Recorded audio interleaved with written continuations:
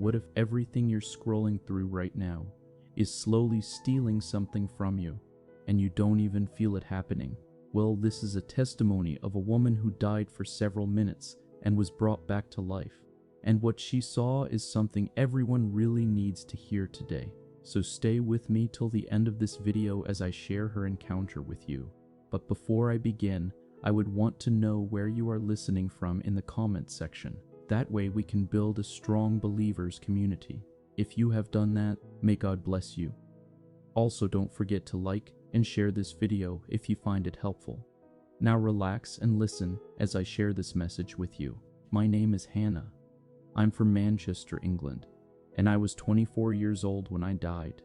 Every single time I woke up, before anything else, I was already on my phone.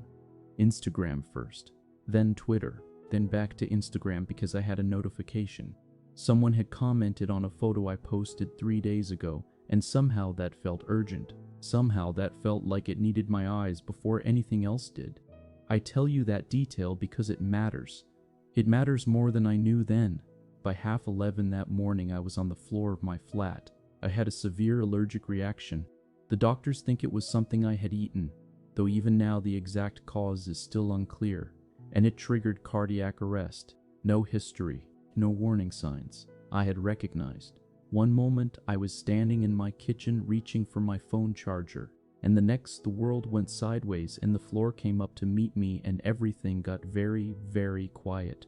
Not quiet like a Sunday morning, quiet like something ending. I don't remember pain past a certain point.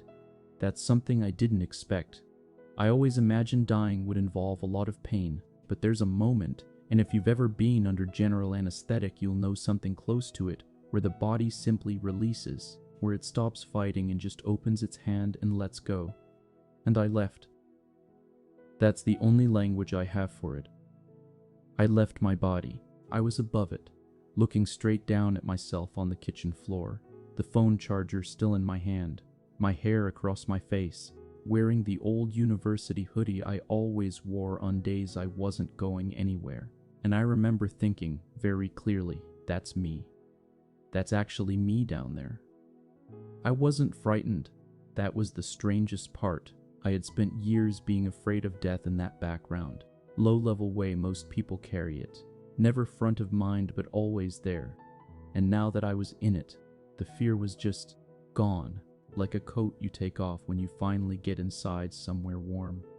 And then I rose, higher, and the flat disappeared. The ceiling, the building, the gray Manchester sky, all of it fell away, and I was above the earth. I need you to really picture this with me because I've tried to explain it to people in my life, and most of them get a polite look on their face that means they're listening, but not quite believing. I understand that. I wouldn't have believed it either before. I was above the earth, not far away from it, not that cold, distant view from a satellite. Closer than that, close enough to feel it. And the earth below me was alive in a way that living on it had never let me feel. Like the difference between looking at a painting and realizing for the first time it's breathing. But what pulled my attention, immediately, before anything else, were the lights. Not city lights, not the beautiful orange grids you see in NASA photographs taken from space. These were something different. These lights were moving, crawling. They were thin, glowing threads wrapping around cities, stretching between countries, crossing oceans, connecting point to mine in a web so dense that from where I stood it looked almost like a second atmosphere, a layer of light that humanity had built over the top of the world. And it pulsed, like a heartbeat, constant, every second without rest. At first, and I say this honestly, it looked extraordinary. It looked like something you'd want to photograph. And then I looked closer. The threads weren't just connecting places, they were going into people, through their eyes, through the palms of their hands where they held their devices, threading into minds, into attention, into something deeper than attention, into the place where a person forms their understanding of what is real. And the people couldn't see it. They were walking down streets, sitting in offices, lying in their beds at night with the glow on their faces. And the threads were passing through them continuously, and none of them felt it happening. That is when I felt the presence. I didn't hear footsteps. I didn't see the kind of wings you find in old church paintings. What I felt was, the nearest word I have is authority. A warm authority. The kind that doesn't need to announce itself because everything around it already knows. The way a room changes when someone truly important walks in, except multiplied by something I don't have a number for. I turned, and there was a being beside me. Tall, and filled with light. Not light that came from outside, but light that seemed to live inside, the way a lamp glows from within the glass rather than reflecting from the surface. He spoke, and his voice didn't come from one direction. It came from every direction and also from somewhere inside my own chest. He said, "Do you understand what you are seeing?" I said no, and I meant it completely. He said, "Look again." So I looked, and this time I could see inside the threads. I could see what was moving through them. Information, billions of pieces of it. Every second, words and images and videos and opinions and accusations and advertisements and fears. All of it moving at a speed that I somehow understood no human mind was ever designed to absorb. And I watched a young woman. She looked about my age, sitting in what looked like a small flat. Could have been anywhere. Could have been Manchester. Could have been Lagos. Could have been Manila. And she was holding her phone, and the threads were going into her and her mind. I could see into her mind. I can't explain how, but I could. Her mind was completely full, past full. Like a cup that had been overfilled, and now the overflow was just running down the sides and nothing new could enter. She was reading something on her screen. And it was a lie, a complete, constructed, deliberate lie. But it had been packaged so carefully, so precisely, in the language of truth, with confident words and a convincing tone and the right number of details, that it was indistinguishable from real, and she believed it, and she shared it. And it split into 50 threads and flew to 50 people, and each of them split it into 50 more, and the angel said, and I remember every word, "This is how confusion travels now. Not slowly, not from village to village over years, instantly, across the whole earth, all at once." I said, "But people have always believed wrong things. People have always spread stories that weren't true. This isn't new." And he looked at me, not with frustration, more the way a teacher looks at a student who has the right instinct but hasn't quite reached the answer yet. He said, "The nature is not new. The volume is new, the speed is new, and the silence is gone. A person can now wake up, move through an entire day, eat and work and come home and lie down to sleep, and never once experience a moment quiet enough for truth to reach them. Deception does not always need to convince you of a lie. Sometimes it only needs to keep you too occupied to find what is real."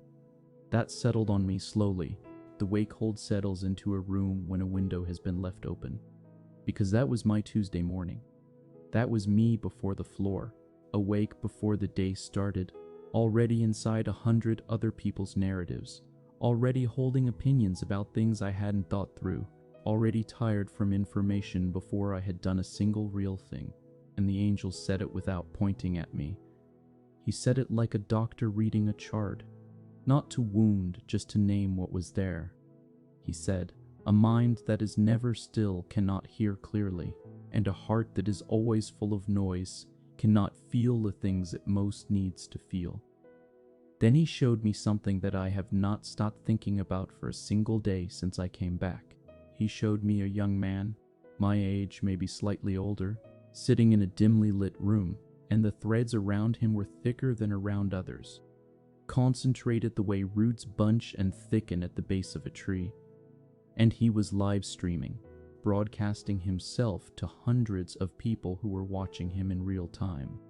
But here is what I could see that his viewers could not, behind his eyes, in the place where there should have been something settled, something rooted. It was hollow, not because he was a terrible person. There was nothing wicked about him, but everything inside him had been given outward before it had a chance to become anything. Every thought, before it could settle into wisdom, was posted. Every feeling, before it had been understood, was performed. Every experience was immediately translated into content and measured by whether other people approved of it. He had no private self left, not because someone had taken it, because he had given it away, piece by piece, like peeling an orange until there's nothing left but the smell on your hands. And the angel said, he traded depth for reach, solitude for applause, and now, when the camera is off, he does not know who he is, because the version of himself that exists without an audience, he never let it develop. I felt that like something had pressed hard on my chest, because I recognized the pattern, not his face, but the shape of it. I recognized it in myself and friends I loved, in a whole generation that had been handed a platform before we had figured out what we were truly trying to say. I looked at the earth again and I said, why is it everywhere? There's no part of the world it hasn't reached. And he let me look without answering straight away, and I saw screens in homes and schools and churches, in the hands of small children who still had that toddler wobble in their walk, on walls in restaurants so nobody had to sit in silence, in bedrooms at midnight, glowing on the faces of teenagers who should have been asleep hours before. And then he said this, and I want you to really take it in. Technology was given as a tool. A tool serves the one who holds it. But when the tool begins to decide when you sleep and when you wake, what you want and what you fear, who you admire and who you resent, how you feel about your own life, it is no longer a tool. It has become a master, and most people have not noticed the change. He paused. And then, many will charge their device before they have fed their spirit. Many will guard their password more carefully than they guard their mind. Many will feel more distress at a dead battery than at a prayerless week. I had nothing to say to that. You know the feeling when something is so precisely true that arguing with it would just be embarrassing? It was that.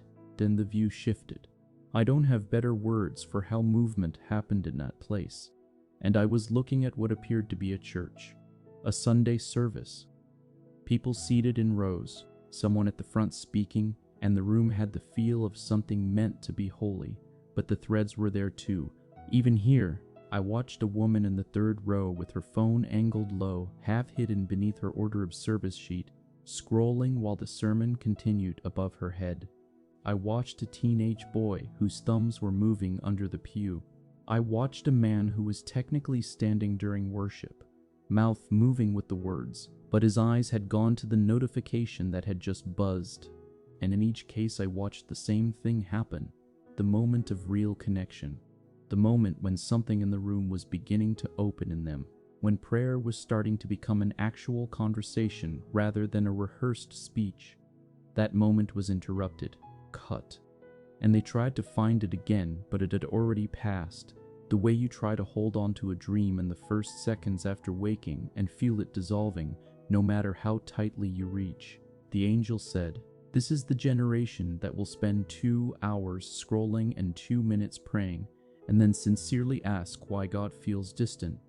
But God is not moved. The room has simply become too loud for them to find him in it."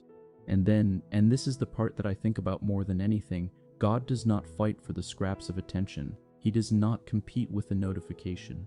He waits. But the waiting has a cost. The emptiness that was designed to draw a person toward him, that ache, that gap, that hunger, gets filled with content. And once it is filled, the person stops feeling the hunger, and a person who no longer feels hungry does not look for food. I asked him about the storm, because from the moment I arrived in that place I had felt it, like weather building on a horizon you can't quite see yet. He said what is coming is not new in its nature. Deception is as old as the first lie ever spoken, but the delivery has changed. There will be voices in this age that carry the tone of wisdom without the substance of it, images constructed to look like evidence, teachers who gather enormous audiences and lead them confidently in the wrong direction, and the ones who navigate it, not just survive it, but stay whole through it, will be the ones who practiced, before the storm arrived, how to be still, how to remain in quiet long enough that they know the difference between a voice that carries life and one that only makes noise. He said, discernment is not a rare gift distributed to a chosen few. It is built.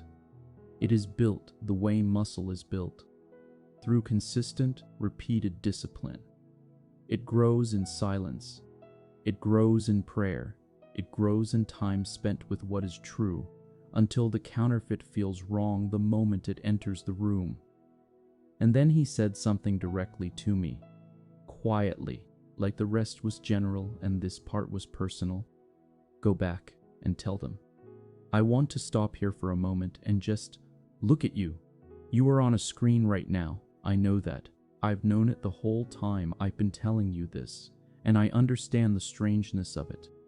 I'm not here to tell you to smash your phone or delete every app and go live in a field. That was never the point of what I saw. But I need you to really hear what I heard. Your attention is the most valuable thing you own, more than your money, more than your time, because your attention is your time and your time is your life. And there are people, very intelligent, very motivated people, whose entire working day is dedicated to making sure you keep looking, that the next thing is always just interesting enough to hold you one more minute, and then another, and another. And every minute that your attention is scattered is a minute your spirit is not being fed, and you can run that deficit for a long time before you feel it. But you will feel it. Most people are already feeling it and calling it by other names: anxiety, emptiness, the sense that something is missing that they cannot name. I know what it is. I saw what it is. It is the silence that has been stolen. I woke up in the hospital. My mom was there.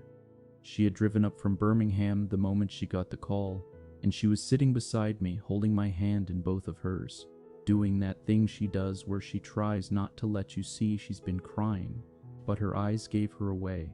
They always do. I couldn't speak straight away. The first clear thought I had, and I mean the very first, before I assessed where I was or how I felt or what had happened, was, I have to tell people.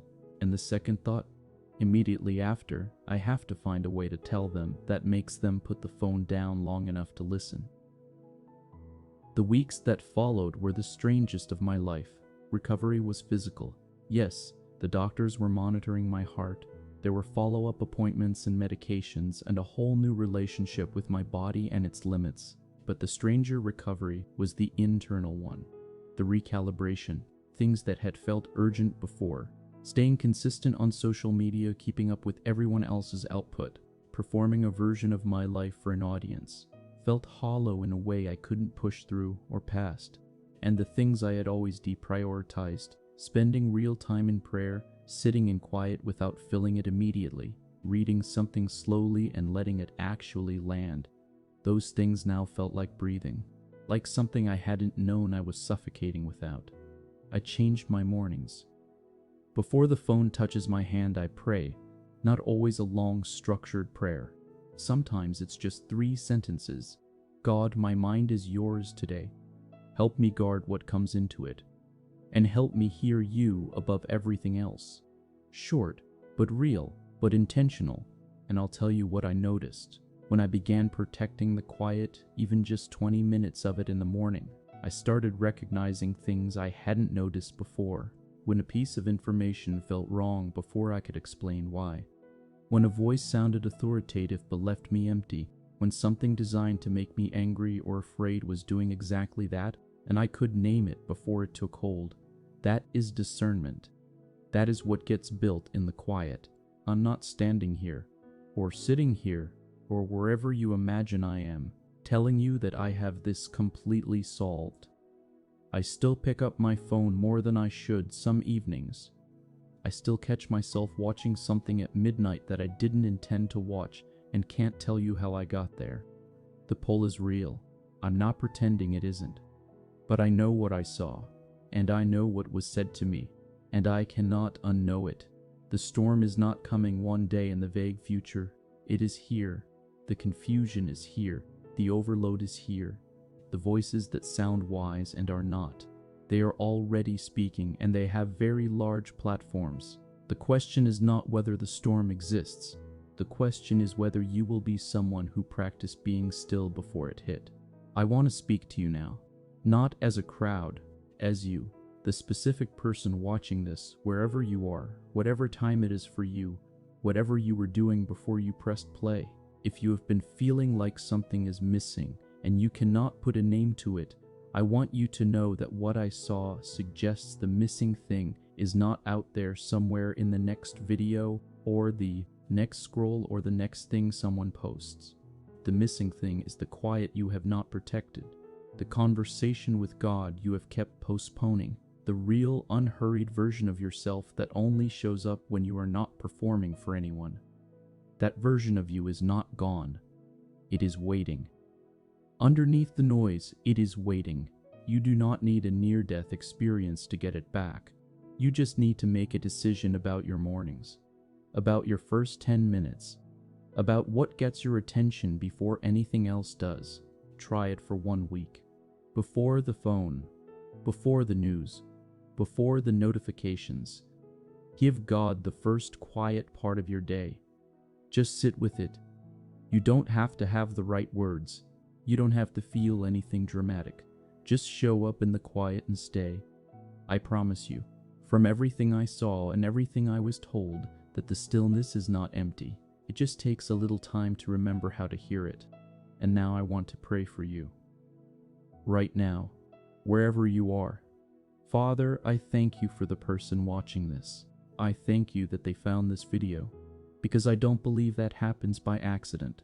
I ask you to do something in them right now in this moment that no algorithm put there and no notification can interrupt. I ask you to reach into the exact place in them that has been noisy for too long and bring your peace into it. Teach them to guard their minds. Teach them to protect their quiet.